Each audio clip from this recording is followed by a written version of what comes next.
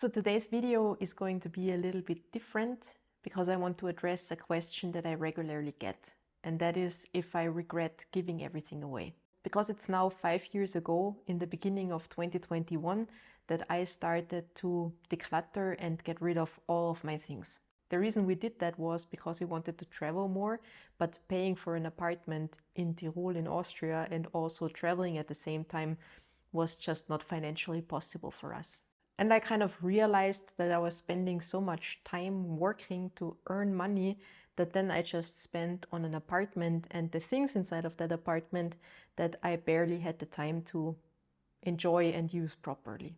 So for us, the two options were either traveling or staying in our old life. And as you may already know, we chose the traveling. So we did not extend the lease on our apartment, and I basically had 6 months to get rid of decades of clutter that I amassed in my life. And since then, my whole life basically fits into my carry-on sized backpack. I have 3 or 4 boxes in my mom's attic with a few things that I just could not get rid of, like important documents, or I also need to keep the accounting for my business for 7 years. Also some clothes that are not in the season, things like this. I also have one ridiculously large bag where I keep all the backpacks and travel gear that I started to test for this channel. But apart from that, we decided not to put anything into storage. We just have a handful of things in my mom's attic. And back then, many friends and family was very shocked when we announced that we would get rid of everything to travel. They saw it as giving up our security and basically throwing our lives away. So now, over 5 years later, I still get this question a lot if I regret giving up everything and if I think that I made a huge mistake. So today I'm sharing 6 lessons that I believe can be useful for anyone. Doesn't matter if you're a minimalist or not, that I learned over my years as an extreme minimalist. And I'm also going to share 2 regrets that I have. But first, let's start with the lessons. So the first lesson that I learned is that I'm actually not missing any of my things. When I got rid of my decades of clutter, my biggest worry in the beginning was if I would need those things again and that I will regret giving them away. But so far, I'm quite happy to announce that I'm not missing anything. In Austria, we have a platform where we can sell used things. And recently I looked through my sold items and I was amazed that I did not even remember owning those things in the first place. And second, if I think back at that time, I'm still amazed at how much stuff we really were able to fit into the small 50 square meter apartment. I mean, we did not even have a basement or anything, but it was just full of stuff. And back then I had just so many worries that seem so unreal nowadays. For example, I really love making homemade pasta, and I had a KitchenAid with every possible pasta attachment there is. So when I gave away my KitchenAid, I really thought that my pasta making days are now over. But instead, the next time I felt like eating fresh homemade pasta, I just went to YouTube and I learned a few pasta shapes that I can make only with a cutting board and a knife, like orecchiette. And it tasted just as good, and I didn't need any of those fancy tools for it. So what I learned for me is that I can do most things without owning the dedicated tools for it. I mean, sometimes, yes, it's a little bit less comfortable or it takes more time, but everything is doable. And nowadays I can go into any kitchen in this world that's equipped with a few basic things and I can cook a gourmet meal every time. So for me, having access to fewer specialized tools meant that I had to become more resourceful, and this is, I think, an asset that I will keep for the rest of my life. Whereas if I would get another piece of gear to do the same job, I would just get more clutter in my life again. The only thing I sometimes miss is a certain level of convenience and comfort that comes with owning an apartment or owning certain things. I mean, for example, if we stay in the example of cooking, a full pantry at home that is nicely equipped is more comfortable than what we have to do now, because at the end of every house sit or stay, for example, we try to be at zero with our groceries, because most of the time we cannot take them with us. And then if you have to cook this way, the meals towards the end of the stay just get more and more boring, because we basically can only buy what we fully use up, and then so many groceries that come in huge packages are already a no-go for us. And apart from having to empty my groceries to zero every few weeks, the other thing I sometimes miss is like growing some herbs in a pot, simple things like this. I'm someone, I really love coriander, for example. It's kind of my catnip, but there's many countries in this world where coriander is not very popular, including Austria. And if I find fresh coriander in a store somewhere, it's usually extremely expensive and already half dead. So it would be more convenient to just grow some herbs sometimes. But at the end of the day, this is a very minor annoyance because I gained a lot more than what I'm missing. Lesson number 2 is that it's amazing how few things we actually need, doesn't matter what marketing says. Now that I have been living out of my carry-on sized backpack for 5 years, it really changed the way I look at things. In my old apartment, an item could sit somewhere in a drawer or in a box for decades and I would not even notice that it's there. But now in my bag, every gram counts. Everything I own has to earn its spot every single day. Because if I haven't used something in a week or so, then it's not an asset. Then it's literally a burden that I have to carry on my back. And many people always think that minimalism is about not owning anything. But for me, it's just about owning enough, and especially enough of the right things. And for me, there is like a huge spectrum between being a hoarder and being an extreme minimalist. But having too much can create a lot of stress, and also not having enough can be quite a chore and become a burden. So as I said, my goal is not to own nothing, it's just owning the right things for me. And my goal is not to deprive myself of anything or make sacrifices on a daily basis. For me, it's just to own a certain amount of carefully curated things that add a lot of value to my life. So just as an example, many people own 50 t-shirts, but they only love 5 of them. The only difference is just that I got rid of the other 45 t-shirts that were only okay, so I can enjoy the 5 that I love and wear them all the time. But over time, I figured out that for me, this enough point is way lower than I ever imagined it would be in my former life. And I think all the experience that I gained is just the best filter to be able to tell what is really useful and what is not.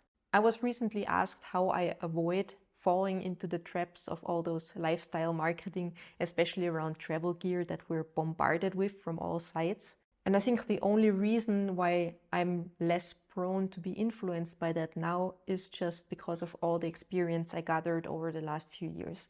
Because when I started traveling like this, I think I bought every gadget there is just because a 30-second ad told me that this would be useful for me. I have the unique advantage that I have been living out of my small backpack for over 200 weeks now. So I got a lot of experience on what things are working for me and what is not. And for someone else who is just able to travel for a few weeks every year, they would need many, many years to get to the same level of experience that I now got. I don't want to sound arrogant or something, but I often hear that people feel bad because they don't travel as minimally as I do. But I think that's the only reason why I'm able to do that, is because I got a lot of experience in a very short time. Because I already learned that I don't need to buy the specialized travel shoe. I just want to bring a shoe that works and that doesn't fall apart during my trip, so that I have to travel home to Austria in the winter in flip-flops. And I'm not even going to start on all the other travel gear that I bought that ended up being not useful for me. But 200 weeks of living out of my backpack really taught me what is really useful for me and what is basically just clutter. And the real value for me is how often I reach for that item and how often use it, and not what marketing says. And this is something that only experience can give you.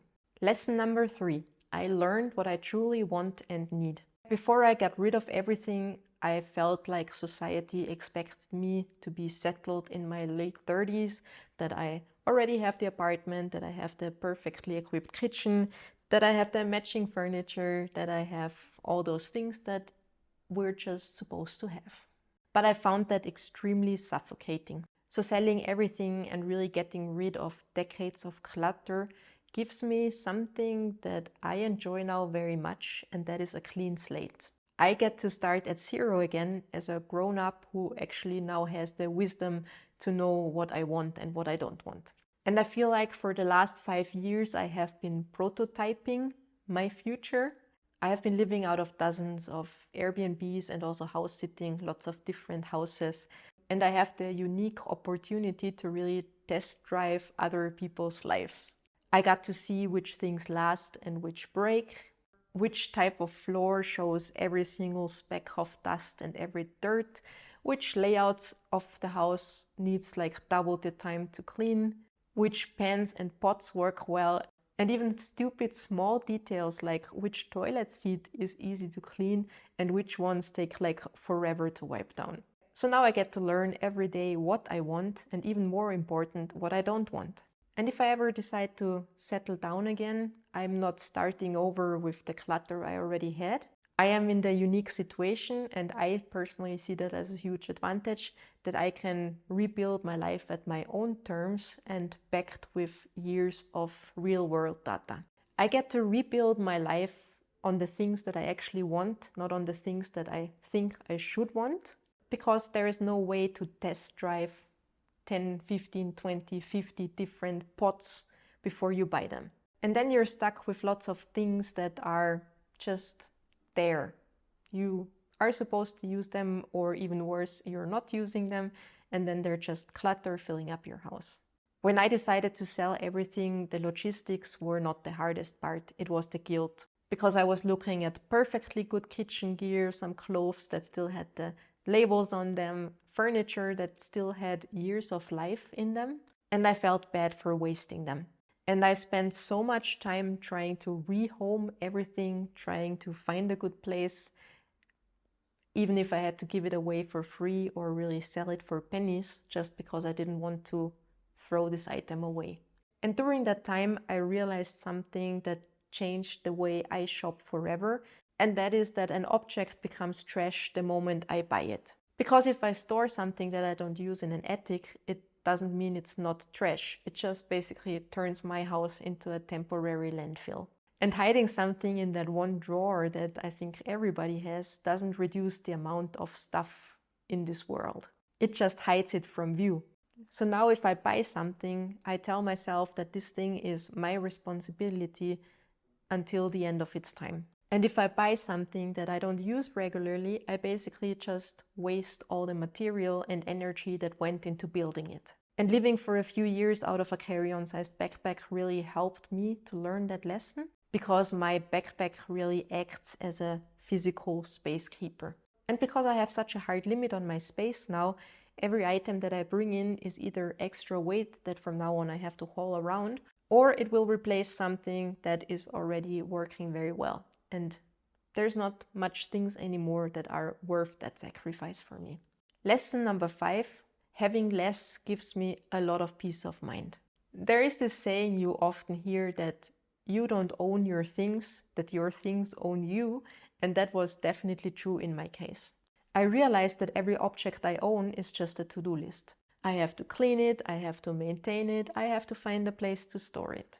And for me, there was like this constant background noise of things that I rarely used, but I still had to care for. And I realized that I was paying rent not just for me to have a place to live, but also for all my stuff. So now that I have a lot less, it's definitely a lot better for me. I find it extremely freeing to not have to worry about my things anymore. When I used to have thousands of things, I constantly misplaced them or had to dig through boxes to find them again. And now that I have fewer items in my life, I know always exactly where everything is. And that really removed a layer of anxiety from my life that I did not even realize I had before. And in the past, whenever I had an empty space, I thought to myself, what could I put there? But over the years now I realized that having this empty space is like the ultimate luxury for me. And I really stopped seeing empty as missing something. It's just peaceful for me now. Lesson number 6 is that I should not expect everyone to understand this lifestyle. When I tell other people that I sold everything, it becomes obvious quite quickly who values me as a person and who only values my, in their mind, non-existing labels. In my case, most people think like I'm a broke, homeless hobo who lives on other people's expenses and has basically just been on vacation for the last 5 years. Because I don't have a proper corporate title anymore, I don't have a home, I don't have a fancy car, I'm obviously worthless. And they will constantly tell you about the new car the neighbor has or the fancy apartment your cousin has, even though those people are probably drowning in debt and working hard to keep up the appearance. But they have more respect for labels like that than for someone who is debt-free and owns 100% of his time. And in the past, I felt like I had to explain the freedom that I have now and the peace that I feel and the math behind my choices.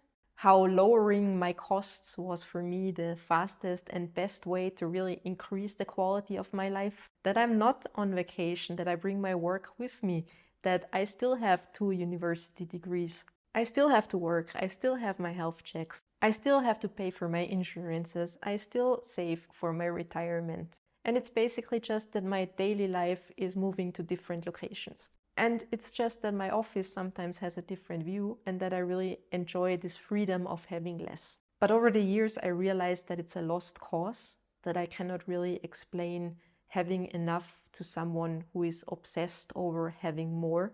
And even trying to get them to understand, which rarely worked, is just a waste of my most precious thing, my time. So that, as you can see from those 6 lessons, there's not really much regret in there. But there are 2 things that I regret. And my biggest regret after those 5 years is not that I sold my things, it's just that I bought all those things in the first place. If I think of all the stuff I used to own in the past, all I see now is just months of lost freedom.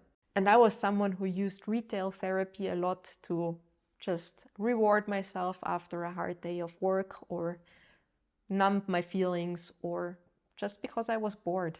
But I realized now that I was basically spending the money that could have bought my way out of my job sooner. So if you find yourself shopping to numb the stress from the job that is paying for this shopping, that's kind of this loop that I'm talking about. In hindsight now, I realized that I was basically just decorating my own cage with all the stuff that I bought. And if I had saved all that money that I mindlessly spent, I would probably have a higher buffer in my savings account today, which would be rather helpful. And my second regret is closely related to that, and that is that I did not do it earlier. And I think that is something that is much easier to say now. And I also think that I had to own all those things that I bought to realize that I didn't want them. But I really wish I wouldn't have waited that long to learn that lesson.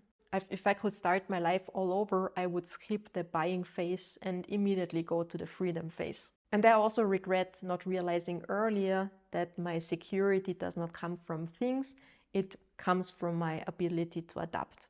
So 5 years on, do I regret it? And no, I absolutely don't regret it. And thinking back of the mountain of stuff that I owned, I don't feel any loss. I just feel relief. Because after living like this for a few years, I realized it wasn't about traveling or about living out of a backpack. It was purely about my mind. It was about clearing up this mental bandwidth that I used to maintain a life that I didn't enjoy fully. And I realized that having this peace of mind is much more valuable than stuff. I have a lot less comfort now than I did in the past. I also have less money, but I have no debt, I have no boss, and I have total control of my time. And I realized that when I need less, I also need a smaller nest egg to be free. And I basically stopped paying for a life I didn't want to live. And now for the first time in my life, I worry a lot less about things because I know I can rely on myself to make the best of every situation. And I was taught that security comes from a stable job, a paycheck, and owning a house, but all those things can be taken away nowadays. So for me, true security is the knowledge that I can be happy, healthy, and productive with just a few things in my carry-on sized backpack and a few savings. If I would lose everything I own today, it would be annoying, yes, also a slight inconvenience, but it would not be devastating for me. I have already proven to myself that I can rebuild my life from scratch easily. And another thing is that this life that I'm living right now is not a life sentence. If life happens and we have to settle down again, one day we will. And I like to think that we will do it on our terms with less clutter and much more intention. So learning how to actually enjoy this freedom and ignoring the pressure that society tries to put on me has probably been the biggest lesson for me. It was definitely the hardest lesson, but also the most rewarding one.